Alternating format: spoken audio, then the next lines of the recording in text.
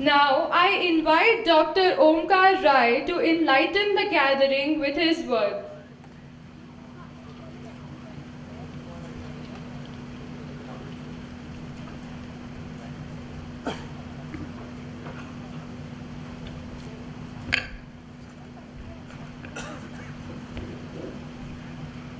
Thank you, ma'am.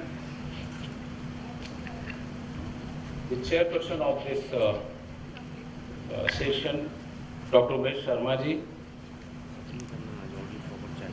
distinguished teachers, participants, students, ladies and gentlemen. It gives me immense pleasure to be part of this entire event, IFAST 2015, named as Saviskar, being held in Manik today. As the name suggests, Saviskar probably stands for innovation, and the focus of this entire exhibition cum conference is about innovation and futuristic approach in science and technology.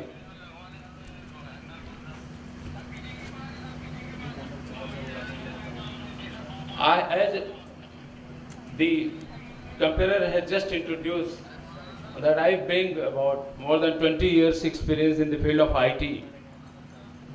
And I would say that the IT has changed so many definitions.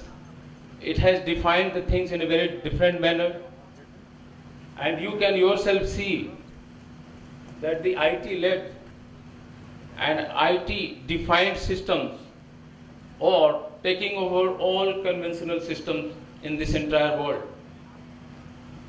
To start with my talk, I would just cite an example that if you, all of us know that there is a Ola cab company which provides cab for you.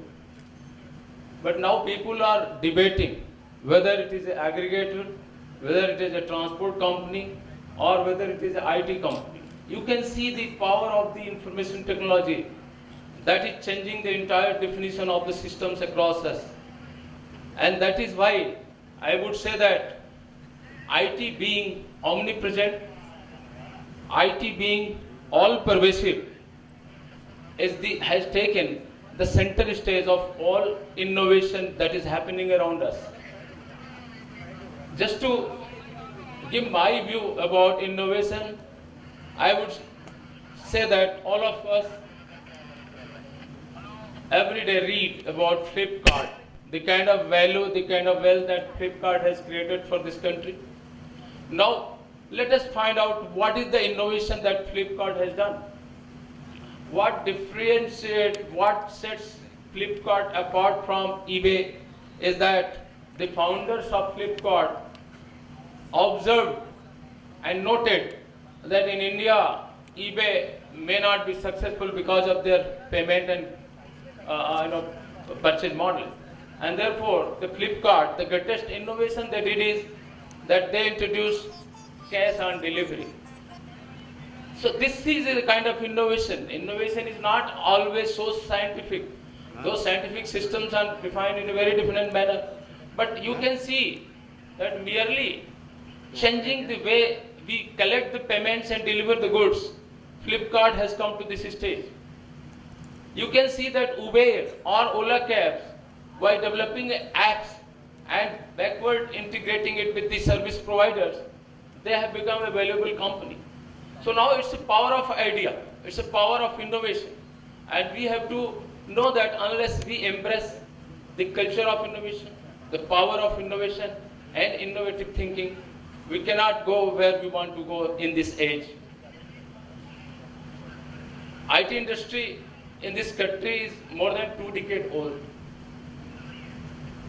And I would say that the largest contribution in the independent India, if some sector has made, this is IT sector. It started way back in 1984. The visionaries that were sitting in the then Department of Electronics in Government of India, they could clearly visualize that India can be placed as an IT superpower and the engine of growth for the country. And therefore, I would take you to that journey that has been measured and done up to this time. I would say that in 1986, the government of India came up with a resolution to promote the software development and exports from the country. And that was the vision. They could foresee, they could envision that in times to come, we are going to see the explosive growth in the field of IT and need of the outsourcing. They could know that the entire North America and Europe will be short of the technical manpower, whereas they would require a large number of manpower to develop their system and sustain their growth. And that's why in 1986 that resolution came, and the kind of organization I had, I can proudly inform that my organization was created as a consequence to that resolution, and in 1989 STPI was created at 4 places of this country. But journey had just started, and in 1991 a unified software technology parks of India was created. I am detouring you because I just want to connect the information technology, the growth of information technology, the role that STPI played. It is almost synonymous, because if you look at STPI, we have got 53 centers across the country, and so far about 3,700 units are exporting, which are working with software technology parks of India, and the kind of export in the tune of 2,73,000 crore has been made by STPI registered units. If you look at the national figures, about $86 billion of export has been made in the sector of IT from this country. The contribution of IT in the Indian GDP has risen from 1.2% in 1999 to more than 8% in the year 2013-14. The IT sector employs the 10 graduate engineers in tune of 3 million engineers across the country. The contribution of the IT sector in the India's export is more than 27%. And that's why I would say that in India, the kind of space that information technology occupies is more than any other scientific sectors of this country. And as I said, that IT being, information technology being so pervasive, there is no sectors of the science and technology, there is no sector of the economy which can redefine itself, innovate itself without the support of information technology. And therefore, IT becomes the engine of the growth. And for the first luck of this country, India has moved up the value chain, and during last 2 decades, it has become a brand equity with 3 million engineers working at various levels across the IT enterprises. When the job of outsourcing started from abroad, we were only outsourced the coding job, and they were the designer. The US people were the designer. They would give you the entire design, and India would only code. But it was the theme of those 2000 and that decade. But over a period of time, IT industry in this country moved up the value chain, and now in India, we are not only doing entire end-to-end product development, but we are also a largest outsourcing center for research and development. But it is entirely a different story. But so far India has not been able to develop products, to innovate and to do R&D to the tune of our requirement within this country, indigenously for this country. And that is where the role of the future generation, the youngsters, because they are the people who are going to take this country into the next level during next decade or another 2 decades, because they have to create the wealth, they have to create the job, they have to create the value for this country that country requires.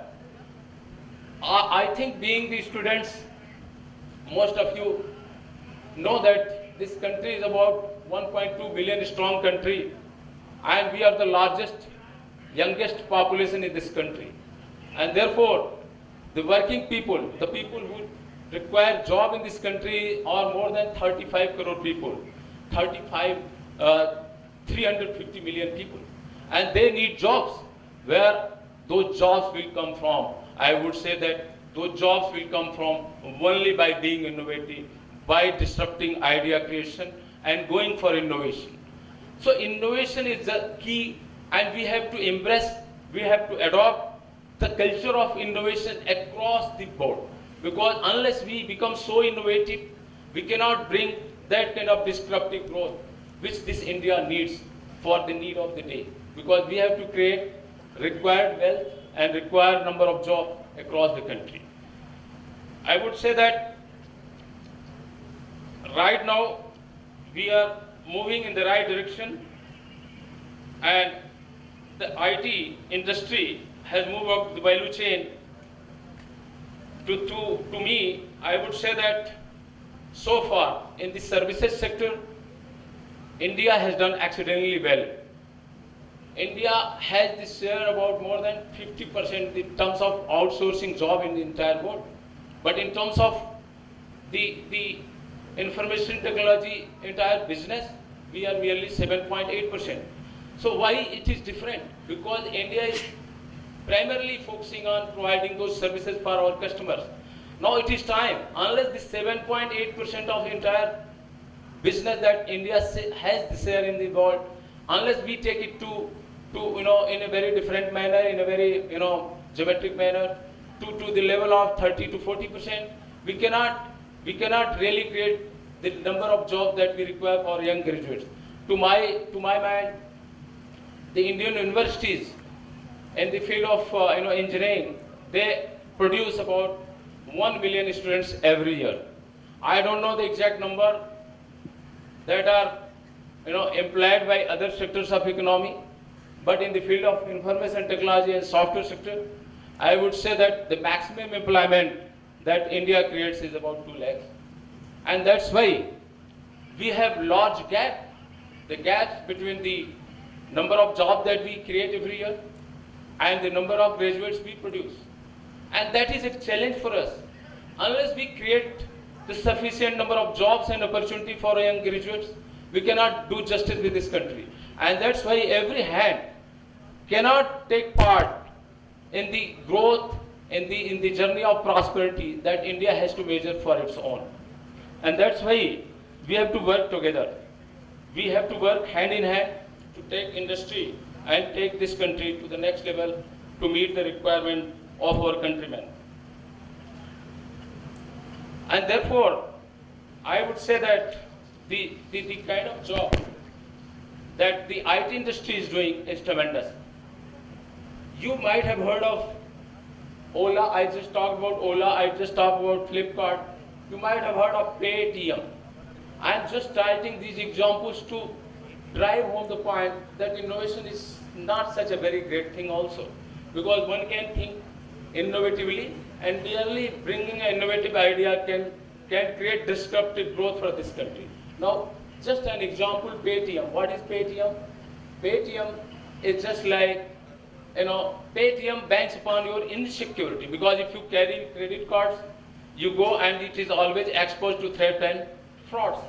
And therefore people feel so insecure. As soon as you hand over your credit card to somebody to swipe, you feel insecure. Your data can be taken away and can be replicated. So many frauds happen every day.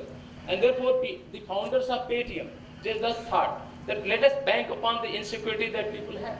And they came up with this idea that they created an intermediary card which is not a routine credit card or debit card, but it carries with itself some topped up amount that you top up.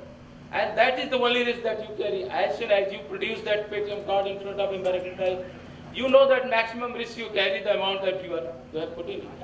And that Paytm is now growing like anything. What I would say that the innovative ideas bring lot of value and wealth for this country. They create jobs and they create opportunity.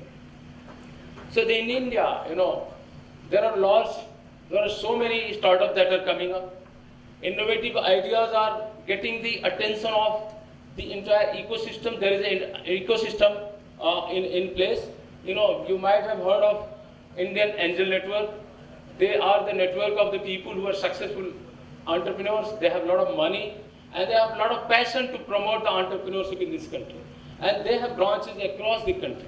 So they bring that money that you require, because angel funding is about risk financing, because new ideas always never get financing support from the government institution or any other institution. The people with appetite to take risk with those ideas fund these startup companies. And so Indian Angel Network is always present in most part of this country, and they having evaluated your idea, they give you fund on which you can create your innovative idea and make it happen. The same way the Andes Entrepreneur that was established in United States in the Silicon Valley, the people are totally networked in India. They channelize a lot of fund to this country, and they always look for best of the ideas, best of the innovative ideas, so that they can fund. Similarly, the culture of innovation has also been embraced by the private sector and MNC in this country. If you read newspapers regularly, you might be knowing that Google always go for conducting idea competition, because idea competition provides you a platform and opportunity to think innovatively and to come up with new ideas. If you might have heard of SAP, they also promote this kind of idea competition.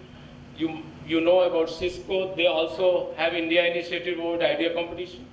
Intel always carries and conduct this kind of competition to promote the innovative thinking in this country.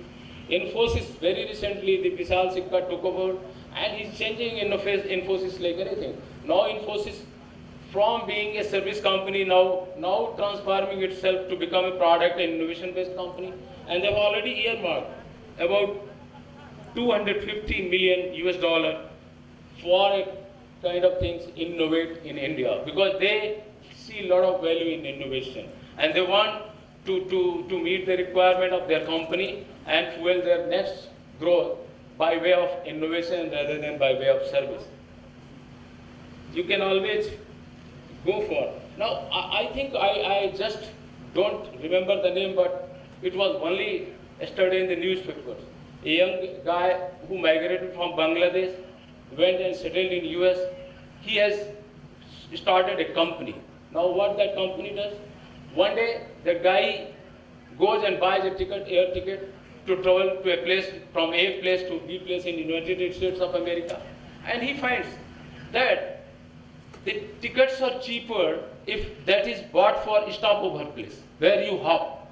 And then he came up with innovative idea to bank upon those ideas, and therefore he was offering tickets that you travel to B place by C place by hopping, so that you can save money. And now US airlines are suing him that he is infringing some of this thing. So he has made a big thing. So you have to observe the things, you have to think innovatively out of box, and that is what we call innovation. Innovation is not something which is done in laboratories, which is done by experimenting. Innovation is merely thinking. Now, thinking and observing things in its right perspective. When Newton invented gravitational force, what he does? He did nothing. He just observed that a mango is falling and going to the ground. That was nothing great. We all see every day, but he observed it and he noted and he created a theory. That is the kind of thing we talk about innovation.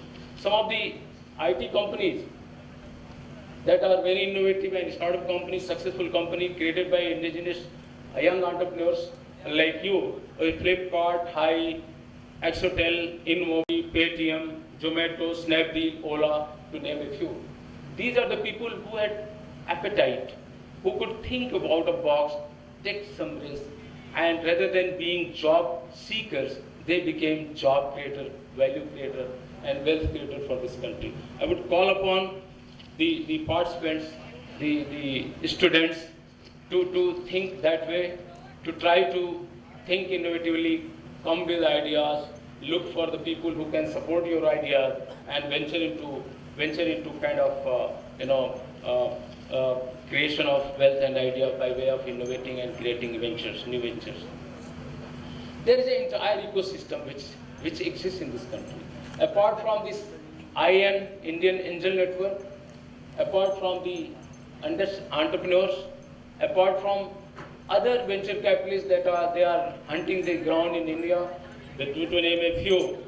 I would say that even the government of India, various departments of government of India and state governments, they are also into supporting the venture and innovative ideas in terms of risk capital. If I talk about the type program that the Department of Electronics and IT is launched, it's available for some of the centers of excellence where the students can come up with ideas right at the time of graduation, and they can find that fund from the TIDE program, the Techno Entrepreneurial Development and Entrepreneurial Development Program, supported by the Government of India, Department of Electronics and IT. Similarly, the TBI program of Department of Science Technology. Similarly, the TBI program of Department of Biotechnology, and so on. And Department of Micro, Small and Medium Entrepreneurs, they all are into this area, providing some modest money.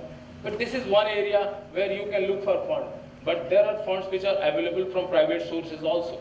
So the best thing is to come up with those ideas, participate in the idea competition, develop the innovative thinking, and prosper and join the journey of prosperity that India is currently measuring and has to measure to meet the requirement of this country.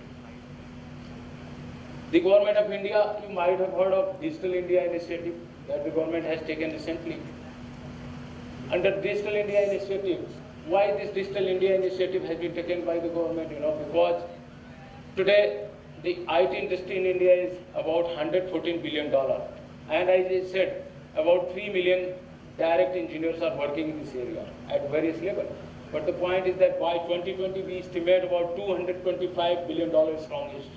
If we go by simple arithmetic, by the time we will be employing about 7 million engineers in this field. If you look at the electronic system and design and manufacturing sector, as per a study, by 2020, the ESDM industry in India has to be about $400 billion. By now, by the time, going by this kind of rate, we will be able to produce only $100 billion of electronic goods and services. And there is a gap of $300 billion. Unless we produce within this country and innovate and create disruptive growth, disruptive ideas, this $300 billion of wealth will go out of this country and create jobs for our neighbors and our suppliers or our exporters.